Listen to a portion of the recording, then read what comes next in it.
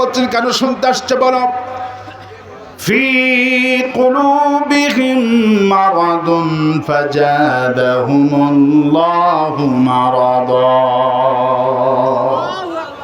আল্লাহ পাক বলছেন বান্দারে কোরআনটা তোমাদের জন্য বড় জরুরি শোনা, কারণটা হলো তোমাদের অন্তরে আছে বেদী। অন্তরে কি আছে? তোমাদের অন্তরে আছে বেদী। বেদী মানুষের দুই জায়গায় হয়, এক জায়গায় হয় শরীরে, আর এক জায়গায় হয় অন্তরে। অন্তরের বেদীগুলি, অন্তরের বেদী যেগুলি হয় বড় বড় বেদী, ক্যান্সার, বড় বেদীর নাম কি? বড় বেদীর নাম হলো ক্যান্সার, তারপরে ডায়াবেটিস, হাই প্রেশার, হার্ট, বড় বড় এগুলি বেদী। বলেন তো হার্ট অ্যাটাক করে মানুষ মরে যায় কি যায় না? ক্যান্সার আক্রান্ত হয়ে মানুষ মরে যায় কি যায় না? প্রেশার উঠে মানুষটা মরে যায় কি যায় না? তারপরে হার্ট অ্যাটাক করে মানুষ মরে যায় কি যায় না? যতগুলি রোগ আল্লাহ দিয়েছেন, যতগুলি রোগ আছে, কিন্তু সবচেয়ে বড় বেদী নাম হলো অন্তরের বেদী। কিসের বেদী বলে? এই বেদীটা হলো আসল বেদী। আল্লাহ পাক বলছেন বান্দারে তুমি যদি হার্ট অ্যাটাক করে মরে যাও তোমার জায়গাটা জাহান্নাম হবে না। তুমি যদি ক্যান্সার আক্রান্ত হয়ে মরে যাও তোমার জায়গাটা জাহান্নাম হবে না। তুমি যদি হার্ট অ্যাটাক করে মরে যাও, প্রেশার উঠে মরে যাও, তোমার জায়গাটা জাহান্নাম হবে না। কিন্তু তোমার অন্তরে যে বেদী আছে বান্দা, এই বেদীটা হলো মারাত্মক বেদী। এই বেদী তোমাকে সরাতেই হবে, ভালো করতেই হবে। এই বেদী নিয়ে যদি কবরে আসো তোমার জায়গা হবে জাহান্নাম।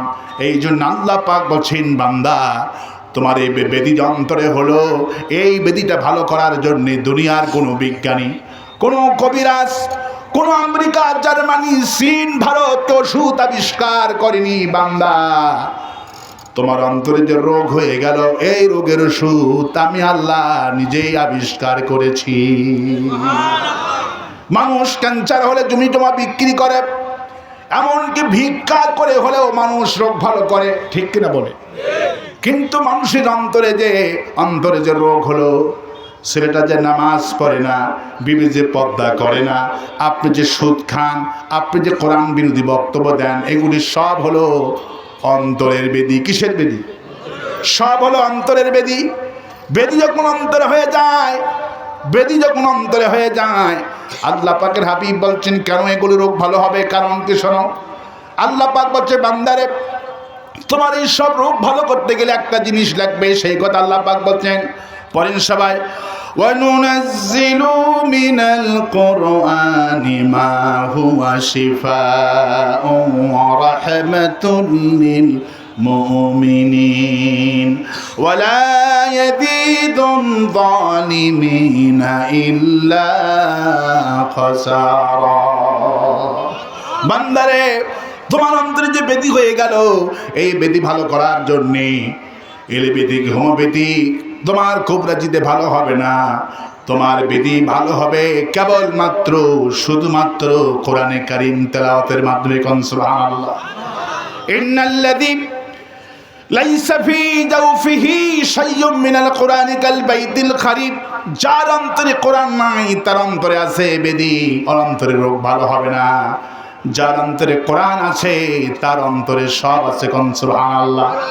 কোরআন যার অন্তরে নাই, আহারে ওয়ালাইকুম সালাম, এই বাচ্চার সম্মানে আমি জবাব দিলাম, আল্লাহ বড় বানায় দিক বলে আমি আমিন আল্লাহুম্মা আমিন। ও বক্তা হবে, আল্লাহ কবুল করুন বলে আমি। আমার উড়িপুরের বাবারা, গুড়িগ্রামের বাবাজিরা, মন ভালো করে খাড়া করে শুনুন, আল্লাহ পাক আজকে আপনাদের জিন্দেগির গুনাহগুলি মাফ করে দিবে। অন্তরে পরিবর্তন হবে কেবলমাত্র কোরআনের মাধ্যমে। কোন সুবহানাল্লাহ।